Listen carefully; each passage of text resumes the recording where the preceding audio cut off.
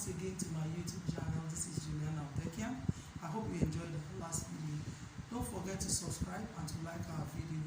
Today we're going to be looking at median and mode. In the last class we looked at mean, and we said the mean is a measure of central tendencies of a set of given data.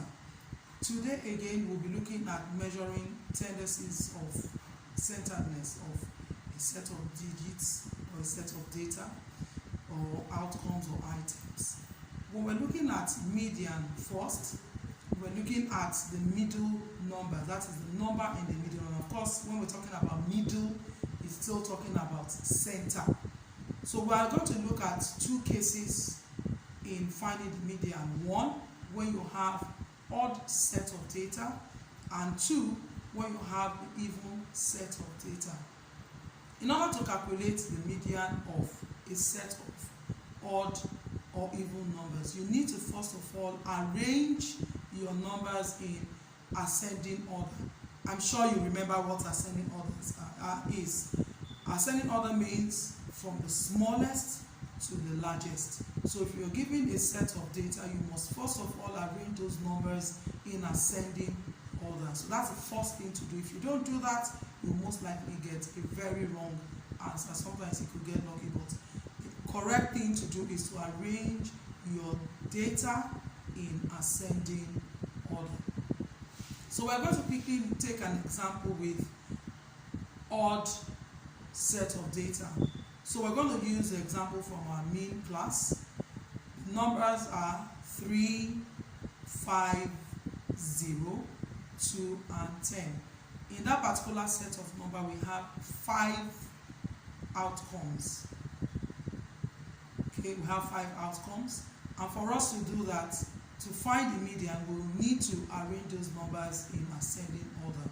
10, of course, is the largest number, so we'll end with the 10. And 0 is the smallest. We start with 0, followed by 2, 3, 5, and then 10. So you see we have an already arranged number.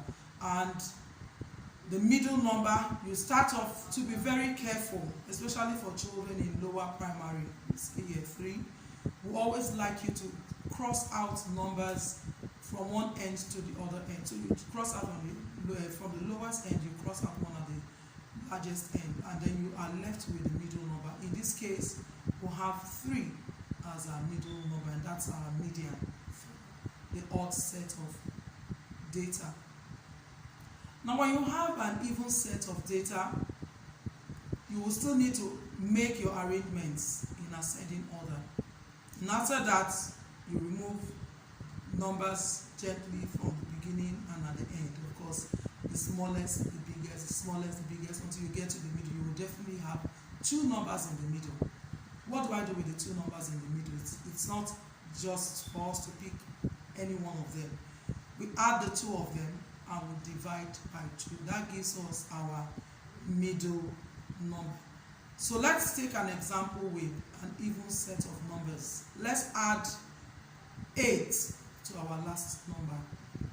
Our last set of numbers. If we're adding 8 to our last set of numbers, it means we'll have 8 before 10. So we have 0, 2, 3, 5, 8, and 10. Now, by the time we remove numbers from the smallest and the biggest, the smallest and the biggest, we'll be left with 2 digits in the middle, which is 3 and 5. Okay, we'll add them together. That will give us 8, and then you divide by 2, giving us a median of 4. So you'll find out that the median, the mean, and also the mode looks at finding the center of a set of given numbers. And like I said in my mean class previously, we can apply this to our everyday life, in our classrooms, in our businesses, in whatever we do. For example, the last given set of data is the result of a test. We can look at it and say, oh, if the median score is 4, it means that everyone who has scored 4 and above has passed the exams. Or those who scored less than 4 have failed the exam. Same thing for the mean. You can actually calculate the mean and get our average in the test, and we can use that to decide if, number one, lessons have gone well, children have learnt well, and number of people who have done well in class. And then you can also use them for placements in tests. So it's important as teachers that we teach children how to apply these things into their class experience, their learning experience. We'll move on now to mode, which is a very simple and easy to understand statistical process. The mode looks at, instead of calculating, let's just look at the numbers that occur the most, and we'll take it as people's preferences, or we'll take it as our basis for judgment. So let's look at a set of numbers where we have tests for children, about 10 children.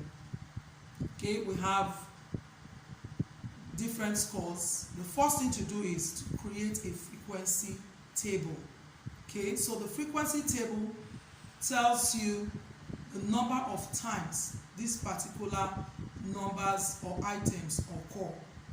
So from the frequency table, you can pick out the number that occurs most, and this tells you your mode. We can actually use this also too to make judgments in whatever we do.